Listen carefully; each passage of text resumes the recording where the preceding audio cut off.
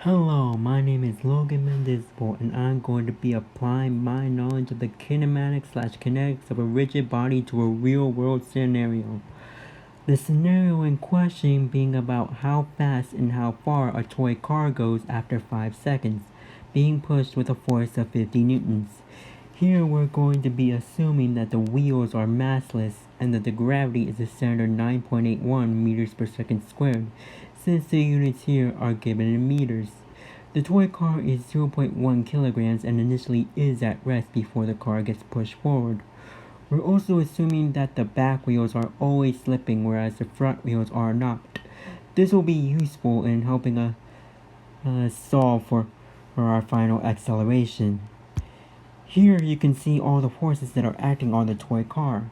As you can see, unlike our usual free body diagrams, there are two different normal forces acting on the wheels of the car.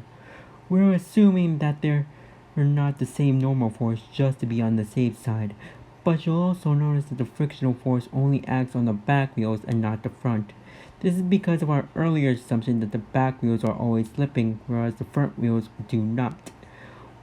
So we can assume that the frictional force of the front wheels are zero. If we try to consider the forces with the regular kinetics, we would have more unknowns and equations in terms of forces. So, to solve this, we need to use planar kinetics, where everything is considered to be at the center of gravity. Hence why, if you look at the kinematics diagram, the distances are measured from the center of gravity. You'll also notice the AG, which stands for the acceleration at that point.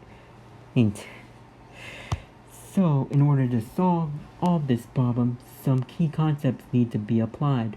The equation of translational motion, where everything is similar to the equations of motion we're used to, except for the fact that the speed and accelerations are at the center of gravity of the rigid body.